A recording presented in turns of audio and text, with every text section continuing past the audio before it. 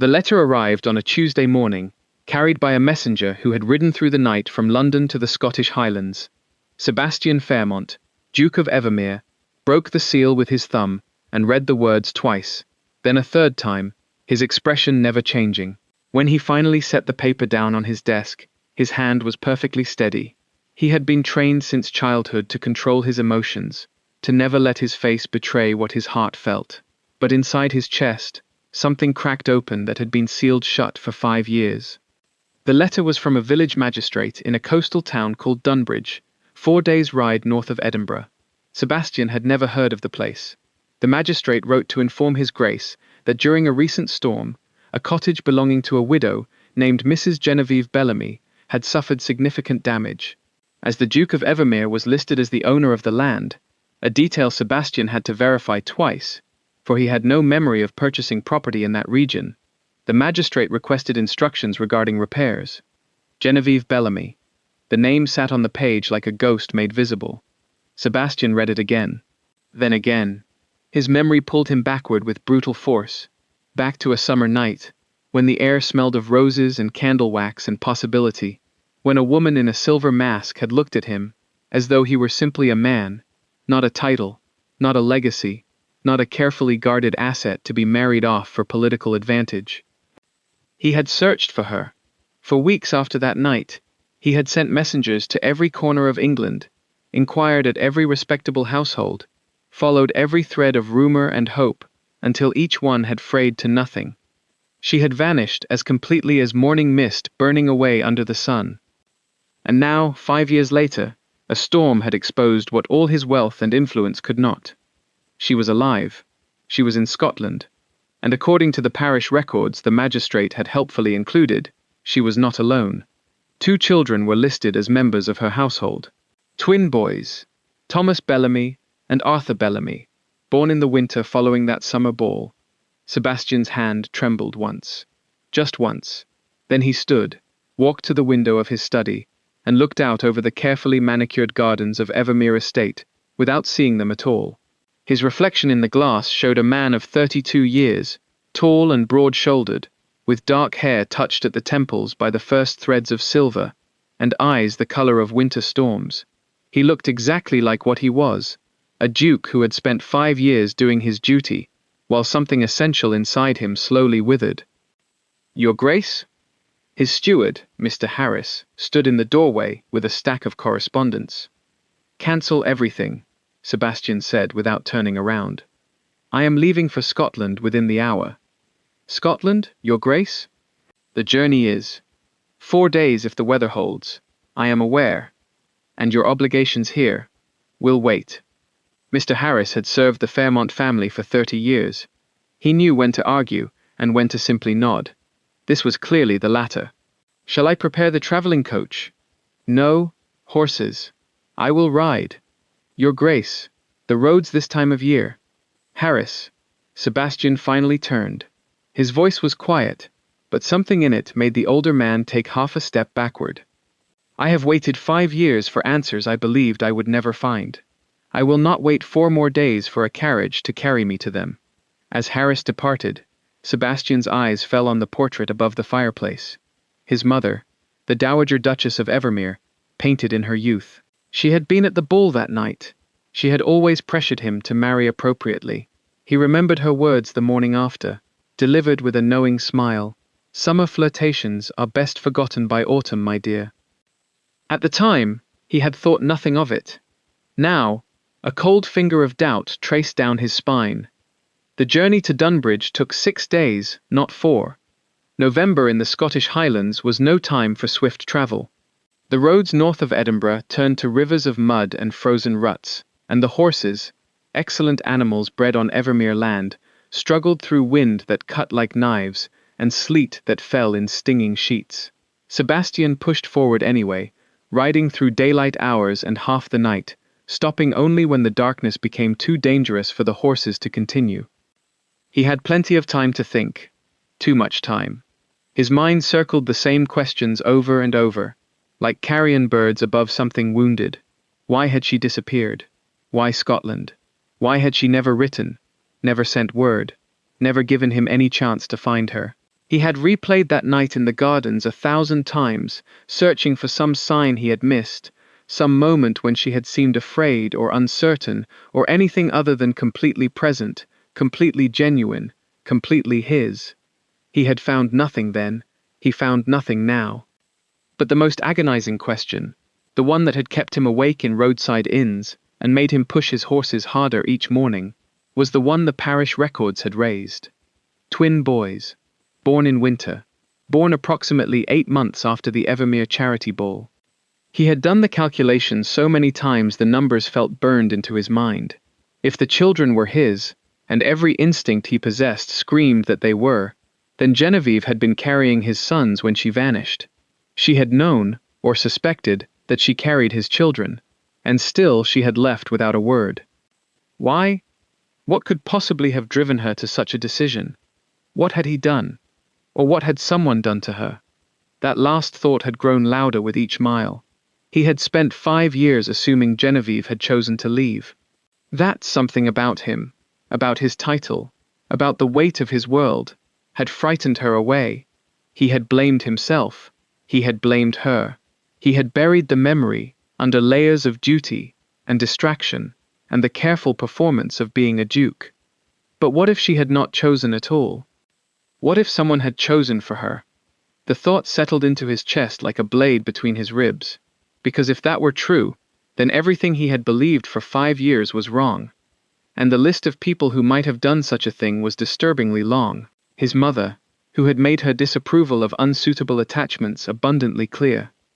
Lady Caroline Ashworth, whose family had been negotiating a marriage alliance with Evermere for months. A woman who had been publicly humiliated when Sebastian showed no interest. Edmund Waverley, the family's trusted legal advisor, who had managed Fairmont affairs for 30 years and believed with unwavering conviction that noble blood should marry noble blood. Or perhaps even someone closer to Genevieve herself. Her father, the respected physician, who might have had secrets of his own.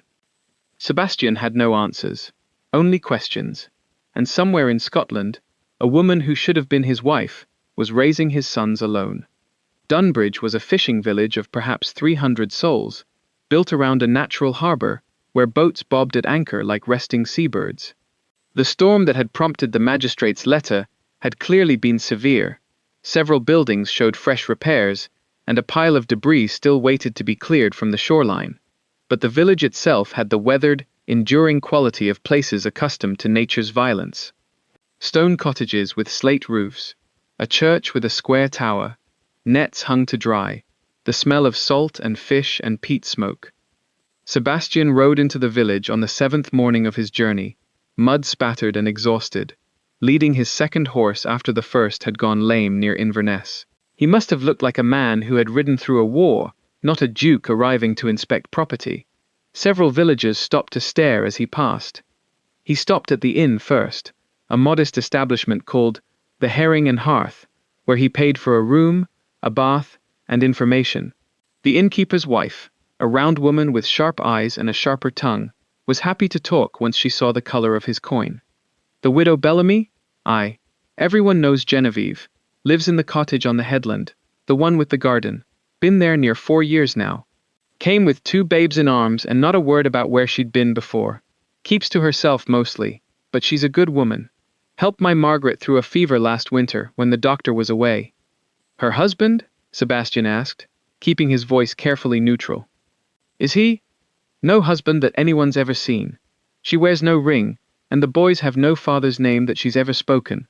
Some folk gossiped at first, but she's earned her place here. Those boys are well raised, and she works hard. Takes in botanical illustration work from a publisher in Edinburgh.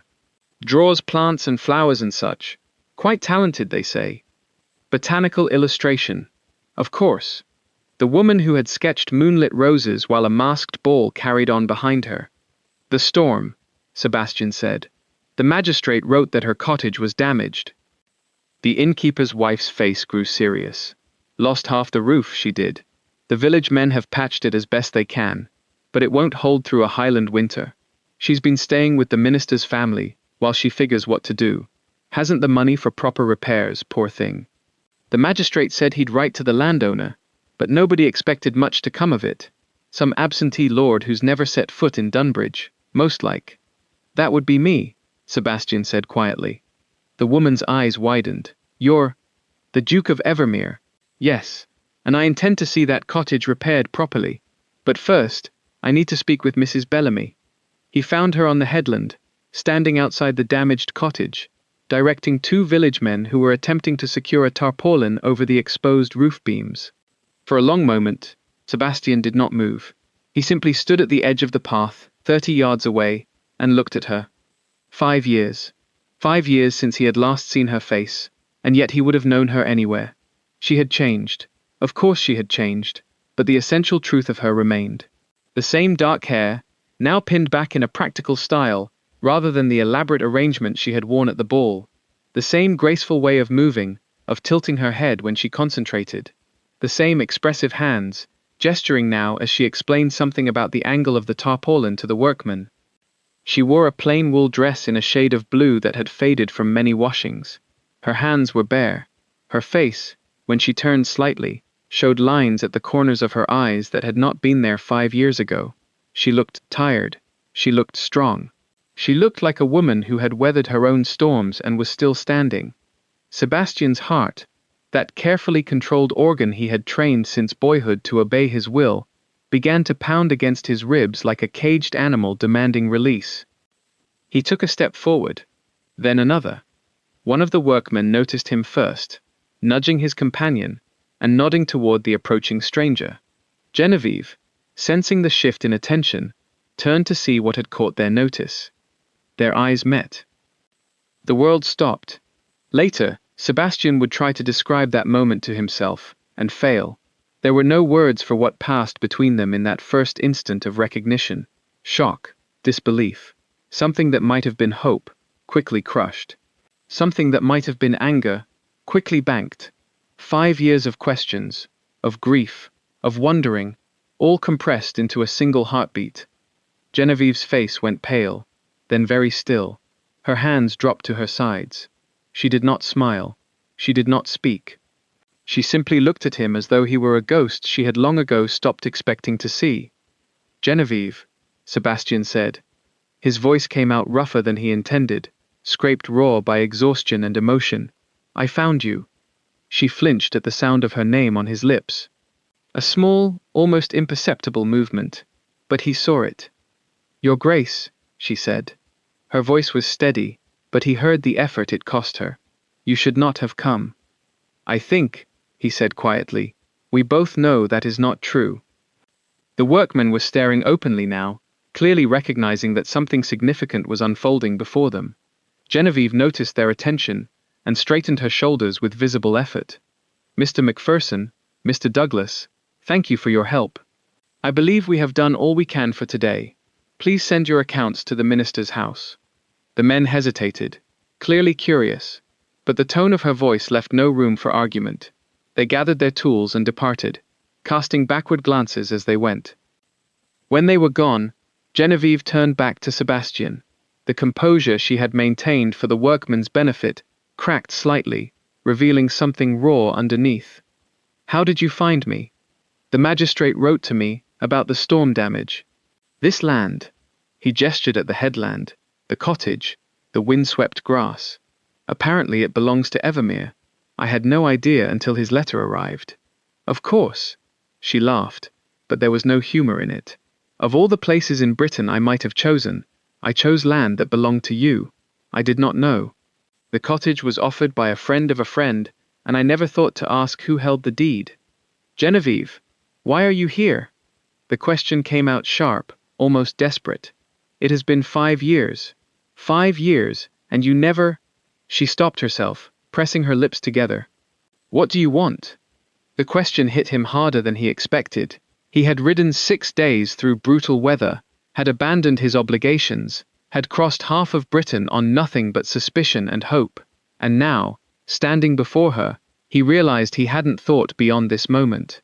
He hadn't planned what to say. I want to know why you left, he said. I want to understand what happened, and I want... He stopped, suddenly aware of how presumptuous his next words would sound. You want what? I want to know if the children are mine." Genevieve's face went completely white. For a moment, Sebastian thought she might collapse. Then she straightened, and something fierce entered her eyes, a protective fury that he had never seen in her before. "You have no right," she said, her voice low and shaking. "You have no right to appear after 5 years and ask me, 'Mama?'" The small voice came from the path behind Sebastian. He turned. 2 boys stood 10 feet away, bundled in wool coats that were slightly too large for them, their faces pink from the cold wind. Identical faces, dark hair like their mother's, but eyes the color of winter storms. His eyes, the eyes of every Fairmont man for 6 generations. The boys looked at the strange man standing with their mother. One of them, the one who had spoken, studied Sebastian with open, unguarded curiosity. The other hung back slightly, his expression more cautious, more assessing. Thomas and Arthur. He did not know which was which, but it hardly mattered. They were his sons.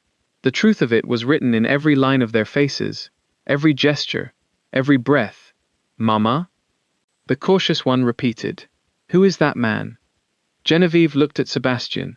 He saw the struggle on her face, the desire to protect her children warring with the knowledge that what she was about to say would change all their lives forever. "Boys," she said, and her voice barely trembled. "This is Sebastian Fairmont, the Duke of Evermere." The Duke? The curious boy's eyes went wide. A real Duke? Like in the stories? "Yes, Thomas. Like in the stories." "And why is he here?" Genevieve drew a breath that seemed to cost her everything. "Because, my darlings, he is your father." The silence that followed was so complete that Sebastian could hear the waves crashing against the cliffs below the headland, the cry of gulls overhead, the wind whistling through the damaged roof beams of the cottage. Thomas, the bold one, the one who had spoken first, stared at Sebastian with an expression of pure astonishment. Arthur, the quieter twin, had gone very still, his small hands clenched at his sides. "Our father," Thomas said. "But you said our father was gone. You said he could not be with us." "I know what I said." Genevieve's voice was barely above a whisper. "And I will explain everything. I promise. But not here. Not now. You said he was a good man." Arthur spoke for the first time, his voice soft but clear. "You said he would have wanted us, if he could have." "Arthur, is that true?" The boy looked directly at Sebastian, and the intensity in that small face was startling. "Did you want us?" Sebastian had faced Parliament, had negotiated with kings and ambassadors, had navigated the most treacherous waters of aristocratic politics, without ever losing his composure. But standing on a windswept headland in the Scottish Highlands, confronted by a 5-year-old boy asking the most important question of his life, he found himself completely unprepared. And he did the wrong thing. "Of course I would have wanted you," he said, and his voice came out too sharp, edged with a frustration that had nothing to do with the boy, and everything to do with 5 years of suppressed grief. "What kind of man do you think I am?" Arthur flinched. It was a small movement, barely perceptible, but Sebastian saw it. The boy's expression shuttered. His small hands tightened further at his sides. He took a step backward, moving closer to his mother. "I do not think anything," Arthur said quietly. "I was only asking." The words hit Sebastian like a physical blow. He had just met his son, his cautious, careful son who had been brave enough to ask the hardest question, and he had responded with anger, not at the boy, at the situation, at the years lost, at himself. But the boy didn't know that. All Arthur knew was that the stranger claiming to be his father had snapped at him. "Arthur, I apologize," Sebastian said quickly. "I did not mean—" "Thomas, Arthur." Genevieve's voice cut through with practiced maternal authority. "We are going back to the minister's house now. Come." She gathered the boys to her, placing herself between them and Sebastian like a shield. Thomas looked back over his shoulder as they walked away, his expression curious and confused. Arthur did not look back at all. Sebastian stood alone on the headland, watching his family walk away from him, and felt the full weight of his failure settle onto his shoulders. The minister's house was a solid stone building beside the church, with a kitchen garden in back, and a cheerful plume of smoke rising from the chimney. Reverend McAllister and his wife, a plump, kind-faced woman named Agnes, had taken Genevieve and the boys in without hesitation after the storm. They accepted Sebastian's arrival with considerably more surprise. "A duke!" Agnes McAllister repeated for the third time, her hands fluttering like nervous birds. "Here? In Dunbridge? Reverend, did you hear that? A duke has come to our village." "I heard, my dear." Reverend McAllister was a calm, weathered man in his 60s, with eyes that had seen enough of human nature to be surprised by very little. He studied Sebastian with quiet assessment. "And what brings your grace to our humble corner of Scotland?" Sebastian glanced at Genevieve, who was helping the boys remove their coats by the fire. She did not look at him. "I have come to speak with Mrs. Bellamy," he said. "We knew each other once, before she came to Dunbridge. There are matters between us that require resolution." "Ah," the minister nodded slowly. "I see. Well, your grace, you are welcome in our home, though I fear our accommodations are far below what you are accustomed to. I am grateful for any hospitality you can offer." Agnes showed him to a small guest room while the boys were put to bed. The room was modest. A narrow bed, a washstand, a small window looking out over the churchyard, but it was clean and warm. "Your Grace," Agnes said hesitantly, pausing at the door. "I do not mean to speak out of turn, but I feel I must say something. Please. Genevieve Bellamy is a good woman, the best woman I have ever known. Whatever happened between you in the past, whatever brought her here to us, she has been nothing but kind, nothing but decent, nothing but good. She has raised those boys alone, without complaint, without asking for help from anyone. If you have come here to cause her pain, I must ask you to leave." Sebastian met the woman's steady gaze. "I have not come here to cause her pain. I have come here to understand the truth. And if I have caused her pain in the past, even unknowingly, I have come to make whatever amends I can." Agnes studied him for a long moment, then nodded once. "See that you do, your grace. See that you do." That night, Sebastian could not sleep. He lay in the narrow bed, listening to the wind rattle the window, and replayed his failure with Arthur, over and over again. The boy had asked the most important question of his young life. "Did you want us?" And Sebastian had responded with wounded pride instead of love. He thought about his own father, a man who had been kind but distant, always more comfortable with duty than with emotion. Was that the kind of father he was going to be? The kind who made his children afraid to ask questions? He thought about his mother, the Dowager Duchess. Her words after the ball, "Summer flirtations are best forgotten by autumn." She had never approved of any woman who wasn't carefully selected for political advantage. She had access to the family seal. She had motive. He thought about Lady Caroline Ashworth, the woman his family had been negotiating for him to marry. She had been at the ball. She had seen him slip away to the gardens. She had motive too. Public humiliation was a powerful spur to action. He thought about Edmund Waverley, his father's legal advisor. Steady, reliable Edmund, who had guided the Fairmont family's affairs for 30 years. Edmund, who had been at the ball. Edmund, who had access to everything. The seal, the correspondence, the family secrets. Edmund, who believed noble blood should marry noble blood with an intensity that bordered on obsession. And he thought about Genevieve's father, Dr. Bellamy, the respected physician. What if the medical negligence accusation that had driven Genevieve away wasn't entirely fabricated? What if her father had made real mistakes, and someone had used them against her? Sebastian had no answers, only suspicions. And suspicions would not be enough to win back the trust of a woman who had spent 5 years believing he had betrayed her. The opportunity to talk came the next morning. A weak November sun had broken through the clouds, and the village was bustling with the work of repairing storm damage.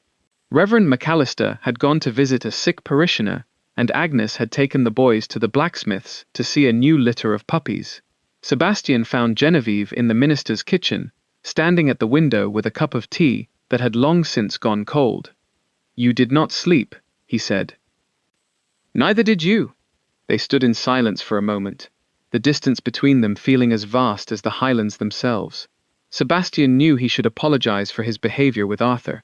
He knew he should be patient, gentle, understanding.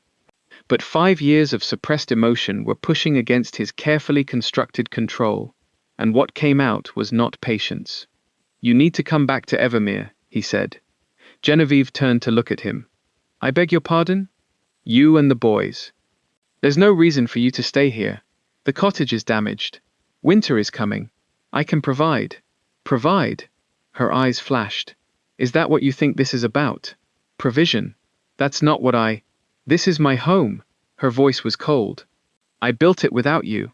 I built it while carrying your children, while giving birth alone, while staying up nights with fevers and coughs and nightmares.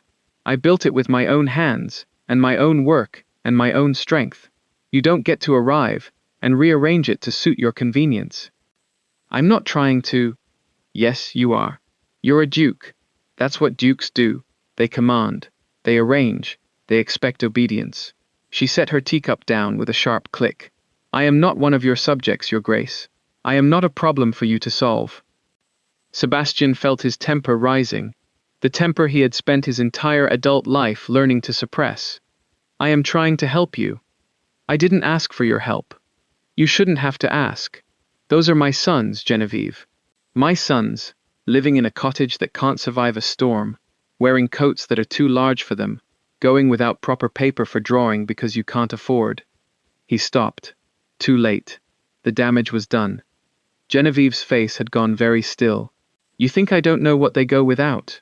You think I don't lie awake at night, worrying about every shilling, every meal, every winter coat? You think I haven't bled myself dry trying to give them everything they deserve? Genevieve, I did the best I could. I did the best I could with nothing, with no family, no money, no name, no protection. So do not stand there in your fine coat and your title and tell me about what my sons go without." The silence that followed was brutal. Sebastian stood frozen, the weight of his words settling over him like ash. "You're right," he said finally. "That was unforgivable. Yes, it was. I have no excuse. I was angry, not at you, at the situation, at the years we lost, at myself, for not finding you sooner." He met her eyes. "But that doesn't justify what I said." "I am sorry." Genevieve studied him for a long moment. Some of the coldness left her expression, replaced by something wearier. "You asked me once if the children were yours," she said. "The answer is yes. Thomas and Arthur are your sons. They have your eyes, your stubbornness, your infuriating certainty that you know what's best for everyone." A ghost of a smile crossed her face. "But they also have your courage, and your kindness, when you remember to use it. Arthur has been asking about you since he could speak. He wanted to know who his father was, why you weren't there, whether you would have wanted him." "And Thomas?" "Thomas wanted to know if you had horses." Despite everything, Sebastian laughed. It was a broken, painful sound, but it was a laugh. "I have horses. Many horses." "I know. He will be insufferable when he finds out." They stood together in the kitchen, the morning light growing stronger outside, and something shifted between them. Not forgiveness. That was still far away, but perhaps the possibility of forgiveness. The first crack in a wall that had stood for 5 years. "Tell me what happened," Sebastian said quietly. "Tell me why you left. I need to understand." Genevieve was silent for a long moment. Then she walked to the small desk in the corner of the room and withdrew a leather portfolio. From inside it, she pulled a single folded paper. "Not the letters," she said. "I burned those years ago. But this I could not destroy." She handed it to him. Sebastian unfolded it carefully, as though it might crumble at his touch. It was a sketch. A drawing of roses by moonlight, rendered in pencil with such exquisite detail that he could almost smell them. In the corner, in handwriting he recognized but had not written, were 4 words. "For Sebastian. With hope." "I drew it the morning after the ball," Genevieve said. "I was going to give it to you when we met in the garden, but then the letters came, and everything changed." "Tell me about the letters." She wrapped her arms around herself. "They arrived before dawn. A man brought them to my room at the inn. A servant, well-dressed, very proper. He said they were from you. The seal was yours. The handwriting was yours. Everything about them was yours." "What did they say?" "That I was a pleasant distraction, that you had enjoyed our evening but had no further interest, that you were embarrassed I had taken your attention so seriously, that you intended to marry someone appropriate to your station." Her voice was steady, but Sebastian could hear the old pain beneath it. "Then he told me about my father, about the charges that would be brought against him, medical negligence, professional misconduct. He had documents, witness statements, evidence that would destroy my father's career and send him to prison. Unless you left. Unless I disappeared and never contacted you again. So I did. I did not tell anyone where I was going. I did not say goodbye to my parents. I simply vanished." "I never wrote those letters," Sebastian said. "I swear to you, on my life, on my father's grave, I never wrote them." "I know." The words were so quiet he almost missed them. He looked up sharply. "You know." "I have known for years. When Thomas and Arthur were born, when I looked at them and saw your eyes, I knew. The man who wrote those letters was cruel and careless. The man I met in the rose garden was neither of those things." "Then why did you never contact me?" "Because I was afraid. Not of you, of whoever had written those letters. Someone powerful enough to access your seal, your correspondence, your private affairs. Someone who had threatened my father, my family, everyone I loved. If I had contacted you, they would have known, and I could not risk what they might do." "Who do you think it was?" Genevieve shook her head. "I have wondered for 5 years. The man who delivered the letters mentioned a name once. He called the person who sent him the patron, nothing more. But he did say something else. He said the patron had been waiting for an opportunity like this for a very long time." "Waiting for what?" "Revenge. He said the patron wanted the Fairmont family to suffer." She met Sebastian's eyes. "Who have you wronged so deeply that they would wait years to destroy your happiness?" The question hung in the air between them, heavy with implications Sebastian could not yet grasp. The first week set a pattern that Sebastian came to both treasure and dread. He took a room at the Herring and Hearth, despite Agnes McAllister's insistence that he was welcome to stay at the minister's house. He needed space. Space to think, space to plan, space to figure out how to be a father to 2 boys who had never known one, space to investigate who had destroyed his life. The cottage repairs became his public project. He hired workmen from the village and from Inverness, paying them generously and working alongside them when they would let him. He had never done physical labor in his life.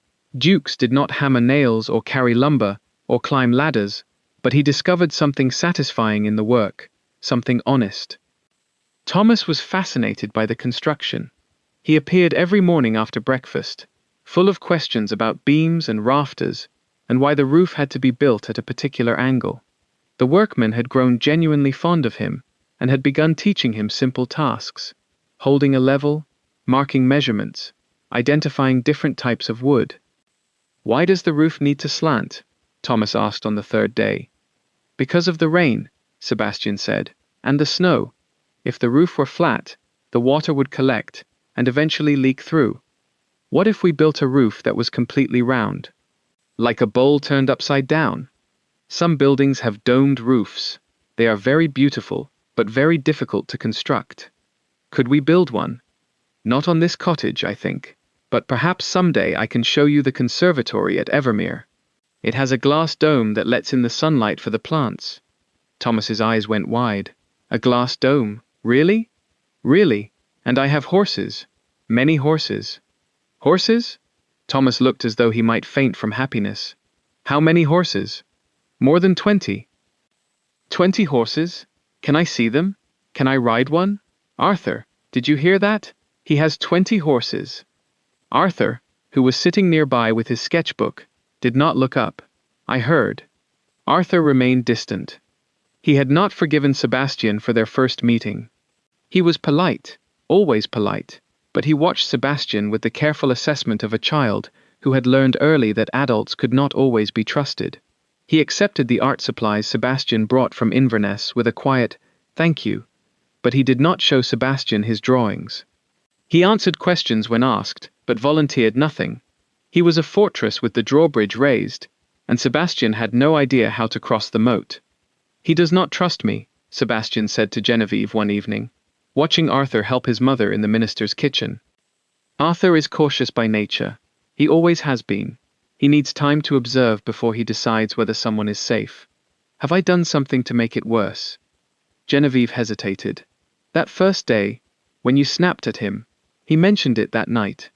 He asked me why his father was angry at him. The words cut deeper than any blade. I was not angry at him. I was angry at the situation. At myself. I know. I told him that. But Arthur feels things deeply. He always has. And he has been waiting his whole life to meet you. The first thing you did was raise your voice. Sebastian closed his eyes. What can I do? Be patient. Be consistent. Do not try to force his trust. Earn it. And so Sebastian waited. He showed up every day. He answered Arthur's few questions honestly. He did not push. He did not demand. He simply made himself available, and hoped that, eventually, it would be enough. On the fifth night, Sebastian rode to Inverness alone. He had written to a trusted investigator in London, a man named Mr. Crane who had handled sensitive matters for the Fairmont family before. The letter contained everything Sebastian knew. The forged letters, the seal, the description of the servant, the mention of the patron, the motive of revenge. He asked for a discreet investigation into everyone who might have been involved.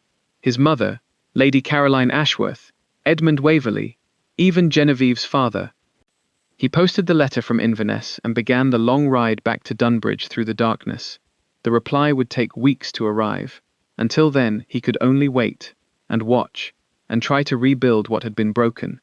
The first snow came on the 23rd day of Sebastian's month in Dunbridge. He woke at the inn to find the village transformed. A blanket of white covered the rooftops and the streets, muffling sound and softening edges.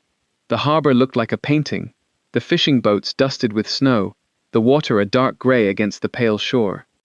He dressed warmly and made his way to the minister's house, expecting to find the boys eager to play in the snow. Instead, he found chaos. Thomas was crying. Arthur was pale and silent. Agnes McAllister was rushing about with hot water and cloths, her face tight with worry. And Genevieve was on her knees beside the kitchen fire, holding Thomas in her arms, her face as white as the snow outside. What happened? Sebastian demanded. Fever, Agnes said, her voice clipped with urgency. Both boys. It came on suddenly during the night. Thomas is burning up, and Arthur. She glanced toward the corner, where Arthur sat wrapped in a blanket, shivering despite the fire. Arthur is not much better. Have you sent for a doctor? The nearest physician is in Inverness. 2 days' ride in good weather. In this snow, she shook her head. We have sent a messenger, but I do not know when help will arrive. Sebastian crossed to where Genevieve knelt with Thomas. The boy's face was flushed, his breathing rapid and shallow. When Sebastian touched his forehead, the heat was alarming. Thomas, he said quietly, can you hear me? Thomas's eyes fluttered open. They were glassy with fever, but recognition flickered in them. Sebastian, he whispered, I do not feel well. I know. We are going to help you. Will you stay? The question was so small, so trusting, that Sebastian felt his heart crack. Yes, I will stay. I am not going anywhere. He looked up at Genevieve. Her eyes met his, and for the first time since his arrival, her guard was completely down. She was terrified. I cannot lose them, she whispered. They are all I have. You will not lose them. He said it with a certainty he did not feel. The next 3 days were the longest of Sebastian's life. The fever raged through both boys with terrifying intensity. Thomas, who had always been the energetic one, became frighteningly still. Arthur, who had always been quiet, cried out in his sleep from dreams no one could soothe. Genevieve barely left their bedside, her face growing more haggard with each passing hour. Sebastian did what he could. He fetched water and wood for the fire. He sat with the boys when Genevieve needed rest, though she rarely took it. He rode out into the snow to meet the messenger returning from Inverness, only to learn that the physician was attending a difficult birth and could not come for at least another day. He felt useless, helpless. All his wealth, all his power, all his influence, none of it mattered here. He could not command a fever to break, He could not order a child to heal. He could only wait, and hope, and be present. On the second night, Arthur's fever spiked dangerously high. Genevieve had fallen asleep in the chair beside the bed, exhausted beyond endurance. Sebastian sat beside Arthur, holding the boy's small hand, and found himself praying. He had not prayed since his father's death. "Please," he whispered. "Please let him live. Let them both live. I will do anything. Give up anything. Just let them live." Arthur's eyes opened. They were glazed with fever, but they focused on Sebastian's face. "You are still here," the boy said. His voice was barely audible. "Yes, I am still here. I thought you would leave. After I made you angry." The words shattered something inside Sebastian. "Arthur, I was never angry at you. I was angry at myself. I was angry that I had missed so much of your life. But I should never have raised my voice. I am so sorry." Arthur was silent for a moment. "Mama says sorry is just words unless you show it with actions. Your mother is right. So let me show you. Let me stay.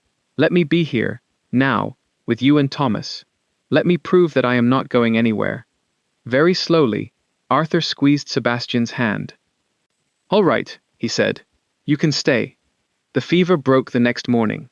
First Thomas, then Arthur. Their temperatures dropped, their breathing eased, their faces relaxed into genuine sleep, rather than the fitful unconsciousness of illness. By midday, both boys were awake and asking for food. Genevieve wept with relief. Sebastian held her while she cried, feeling the tension drain from her body in waves. "You stayed," she said, when she could speak again. "You stayed. I told you I would." "I know, but I did not believe you. Not really." She pulled back to look at him, and her eyes were red-rimmed but clear. "I have been waiting for you to leave since the day you arrived, waiting for you to prove that my decision 5 years ago was right, that you were not someone I could trust. And now? Now I think perhaps I was wrong." She took a deep breath. "I think perhaps it is time to stop being afraid." The boys recovered slowly over the following week. Color returned to their cheeks. Thomas resumed his endless questions. Arthur began, tentatively, to show Sebastian his drawings, simple sketches of wildflowers and seagrasses, but with a careful attention to detail that reminded Sebastian painfully of Genevieve's moonlit roses. And then the letter arrived. It came on a grey morning, delivered by a rider who had come from London. Sebastian recognized Mr. Crane's seal immediately. He took the letter to his room at the inn and read it 3 times, his expression growing darker with each reading. Crane's investigation had uncovered a great deal. The forged letters had been arranged by someone with access to the Fairmont family seal. That narrowed the suspects considerably. Crane had investigated each one. The Dowager Duchess had been in London on the night in question, attending a social event with dozens of witnesses. She could not have dispatched the servant personally, though she could have arranged it through an intermediary.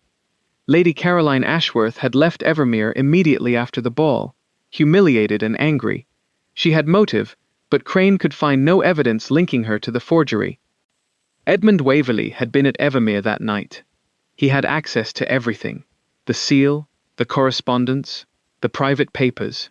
He had no alibi for the hours before dawn. And, Crane had discovered, he had a history that no one in the Fairmont family knew. 25 years before the ball, Edmund Waverley had a daughter. Her name was Margaret. She was beautiful, intelligent, and deeply in love with a young man who loved her in return. That young man was Sebastian's father, the previous Duke of Evermere. When the old Duke's family discovered the relationship, they moved ruthlessly. Margaret was paid to disappear.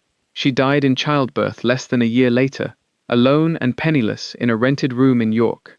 The child, Edmund's grandchild, died with her. Edmund Waverley took the position as the Fairmont family's legal advisor, not to serve them, but to destroy them from within. For 25 years, he had been quietly, patiently ruining every chance at happiness the Fairmont family had ever had. He had blocked the old Duke's early love. He had sabotaged Sebastian's potential matches, and when he saw Sebastian genuinely happy with Genevieve, he had acted to destroy it. Not because he cared about aristocratic purity, but because he wanted the Fairmont men to suffer exactly as he had suffered. The forged letters weren't about protecting the family legacy. They were revenge. Crane ended his letter with a single line. I have gathered sufficient evidence to bring charges. Await your instructions. Sebastian set the letter down. His hands were shaking. Edmund. Steady, reliable Edmund, who had held Sebastian's hand at his father's funeral. Edmund, who had advised him through every difficult decision of his first years as Duke. Edmund, who had been like a second father to him. Edmund, who had stolen 5 years of his life. The rage that filled Sebastian was unlike anything he had ever felt. It demanded action. It demanded justice. It demanded that Edmund Waverley pay for what he had done. He stood up, already planning the journey to London. He would confront Edmund. He would see him punished. He stopped. Genevieve's voice echoed in his memory. Revenge will not give us back the years we lost. It will only create more pain, more damage, more lost time. She had asked him not to seek revenge. She had asked him to focus on rebuilding what was broken, rather than punishing those who broke it. And he had promised he would. But that was before he knew the truth. Before he knew that Edmund had been destroying his family for 25 years. Before he understood the depth of the betrayal. He looked at the letter again. Then he folded it, tucked it into his coat, and walked to the minister's house. He found Genevieve in the kitchen, alone. The boys were outside with Agnes, building a snowman in the churchyard. I need to tell you something, he said. She looked at his face and went still. What is it? I know who wrote the letters. He told her everything, about Edmund Waverley, about Margaret, about 25 years of carefully planned revenge, about a man who had pretended to serve the Fairmont family while quietly destroying it. When he finished, Genevieve was silent for a long moment. He lost his daughter, she said finally, and his grandchild. Yes. And your father? My father was a coward. He loved Margaret, but he loved his title more. When his family forced him to choose, he chose the title. Edmund has been punishing our family ever since. I understand his pain, Genevieve said quietly. I do not excuse his actions, but I understand them. If someone took my sons from me, she stopped, her voice catching. I do not know what I would become. Sebastian took her hand. I am going to London. I am going to confront him. You promised me you would not seek revenge. I know. He met her eyes. But I need to understand. I need to look him in the face and ask him why. I need to know if any of what we had, any of what he told me, any of the advice he gave me, any of the years I trusted him, was real. And then? And then I will decide what to do. Not before. Genevieve studied him for a long moment. Then I am coming with you. Genevieve. He destroyed my life too. He threatened my father. He drove me into exile. I have a right to face him. The boys. Agnes and the Reverend will care for them. They have been asking to stay with the puppies at the blacksmith's anyway. A ghost of a smile crossed her face. Thomas has named all 6 of them. Sebastian wanted to argue. He wanted to protect her, to shield her from the ugliness of what was to come. But he remembered his arrogance on the headland. You need to come back to Evermere, and he chose differently. All right, he said. We go together. The journey to London took 5 days. They traveled by carriage, the roads still treacherous with snow and ice. The hours passed in long stretches of silence, and sudden bursts of conversation. Genevieve told him about the early years with the boys, the terror of childbirth without family, the kindness of the Dunbridge villagers, the slow process of building a life from nothing. Sebastian told her about the years of searching, the gradual acceptance of loss, the emptiness that had consumed him, despite all his wealth and privilege. On the 3rd day, as the carriage wound through the Yorkshire countryside, Genevieve asked a question that had clearly been weighing on her. What will you do when you see him? I don't know. Will you have him arrested? The investigator says, we have enough evidence for charges. Forgery, fraud, conspiracy. But I don't know if that's what I want. What do you want? Sebastian was silent for a long moment. I want to understand. I want to know how a man I trusted, a man who held my hand at my father's funeral, could spend 25 years destroying everything I loved. And I want. He stopped. What? I want to know if I would have done the same thing, if someone took you from me, if someone took my sons, would I become what Edmund became? Genevieve reached across the carriage and took his hand. That is a question only you can answer. But the fact that you are asking it, that tells me something. What does it tell you? That you are not your father, and you are not Edmund. You are someone who is trying to be better. That matters. Edmund Waverley's office was in a respectable building in Gray's Inn, surrounded by other lawyers and legal professionals. It was a comfortable, well-appointed space, designed to convey competence and trustworthiness. Sebastian and Genevieve arrived without warning on a grey December afternoon. Sebastian pushed open the door and stepped inside. Edmund rose from his desk. He was an older man now, past 60, with silver hair and a face that had grown lined with years. But his eyes were still sharp, still watchful, still calculating. Your Grace. His gaze moved to Genevieve, and something flickered in his expression. Surprise, perhaps, or recognition. And Mrs. Bellamy, this is unexpected.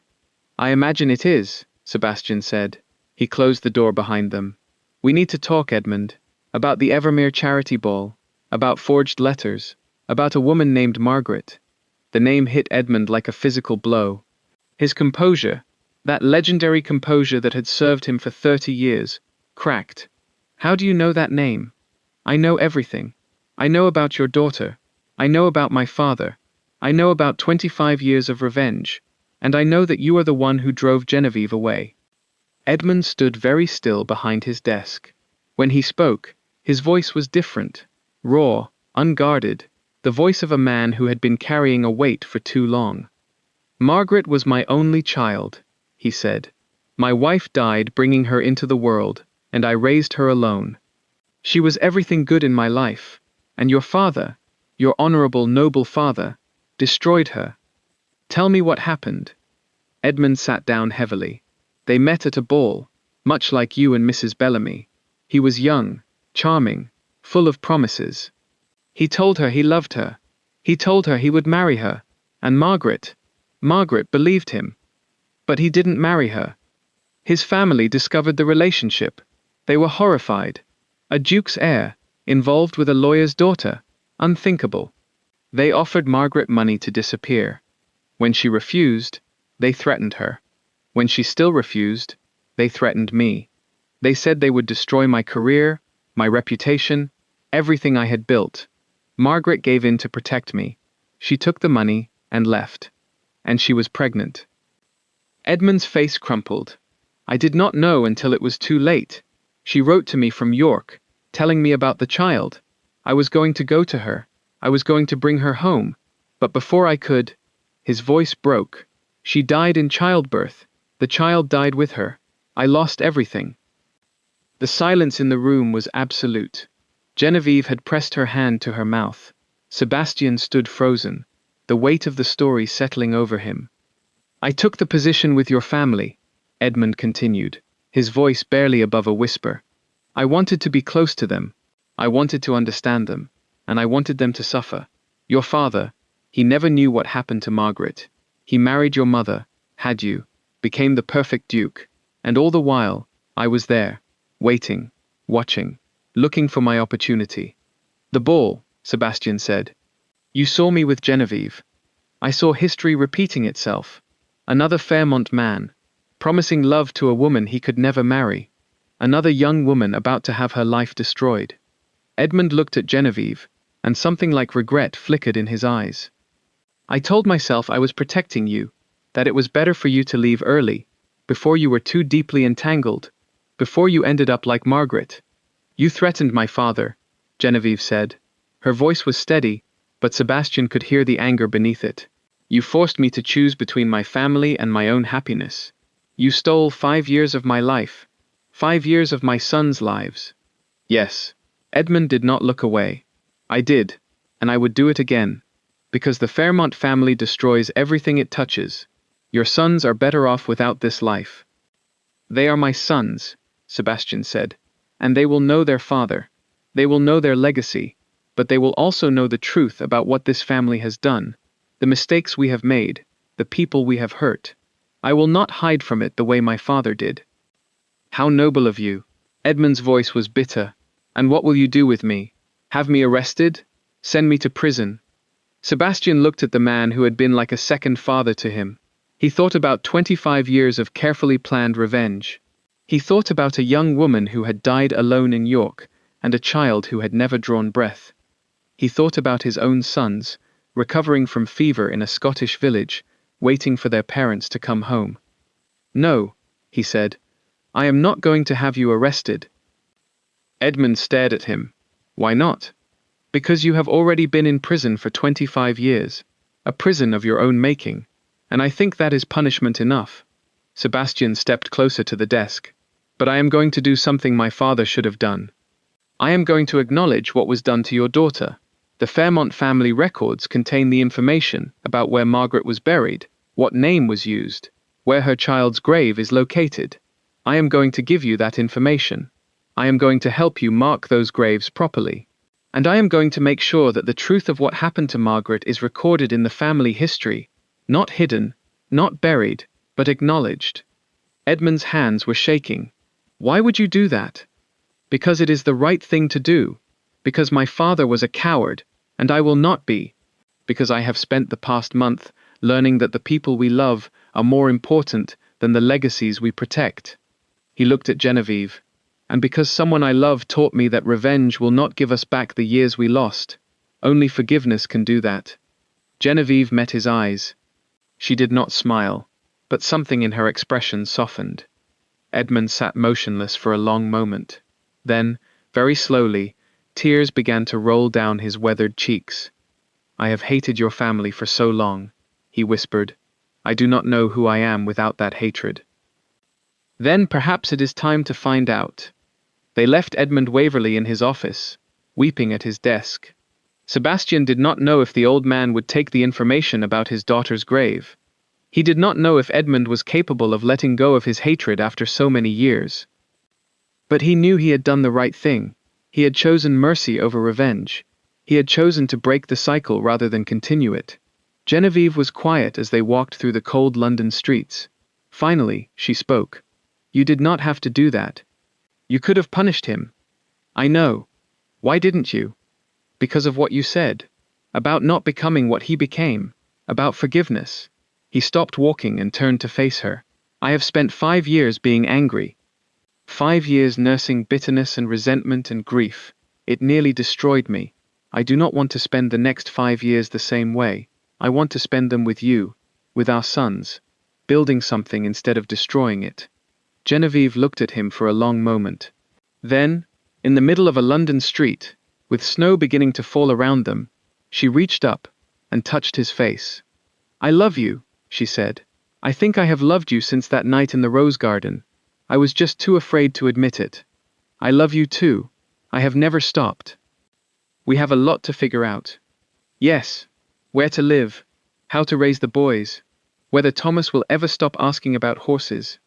Genevieve laughed, a genuine unguarded laugh that was the most beautiful sound Sebastian had ever heard. "He will never stop asking about horses. You should prepare yourself. I have 23 horses. He can ask about all of them." 23? You told him 20. "I may have acquired 3 more on the journey south." "You are going to spoil them terribly, aren't you?" "Absolutely. It is a father's prerogative." They stood together in the falling snow, 2 people who had been separated by lies and cruelty and years of loneliness, finally finding their way back to each other. They returned to Dunbridge a week later. The boys had survived their parents' absence with the help of Agnes, the Reverend, and the 6 blacksmith puppies, all of which Thomas had indeed named. He had also, according to Agnes, asked approximately 400 questions about when his father was coming back. Arthur was quieter in his greeting, but when Sebastian knelt to embrace him, the boy whispered something in his ear. "I am glad you came back. I told you I would. I know, but I am still glad." That night, after the boys were asleep, Sebastian and Genevieve sat by the fire in the minister's kitchen. The cottage repairs were nearly complete. Spring would come eventually. There were decisions to make about Evermere, about the future, about how to blend the life Genevieve had built with the life Sebastian could offer. But for now, they simply sat together, watching the flames, their hands intertwined. "What happens now?" Genevieve asked. "Whatever we want. We have time. We have each other. We have two remarkable sons." He turned to look at her. "Will you marry me, Genevieve? Not because you need my protection or my title, because you want to build a life together."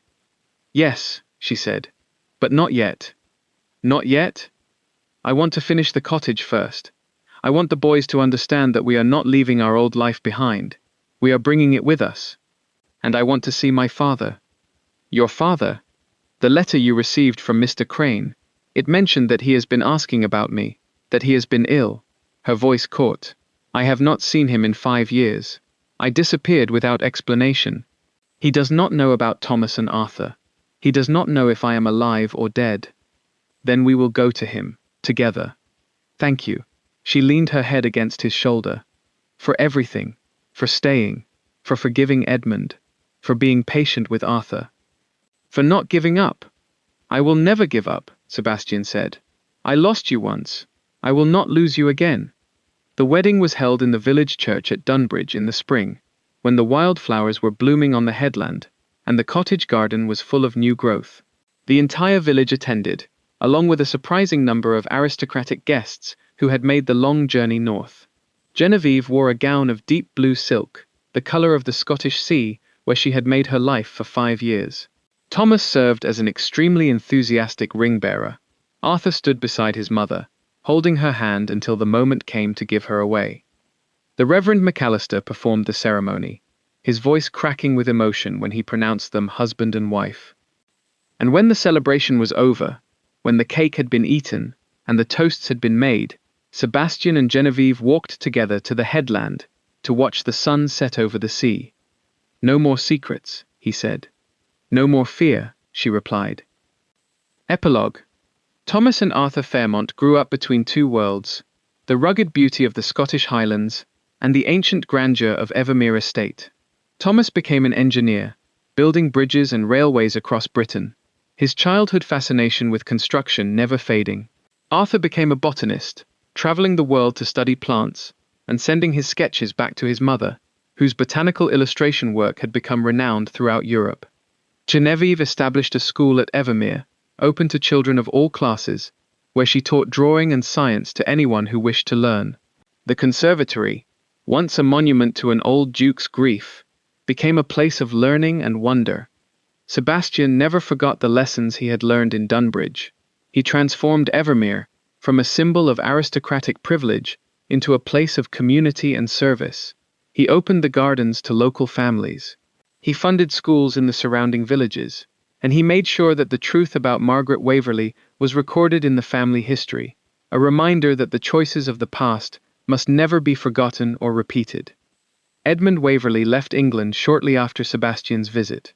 He went to York, to the churchyard where his daughter was buried. He arranged for a proper headstone. He spent his remaining years tending the grave of the child he had lost, and the grandchild who had never drawn breath. He never forgave the Fairmont family, but perhaps, in the end, he learned to forgive himself.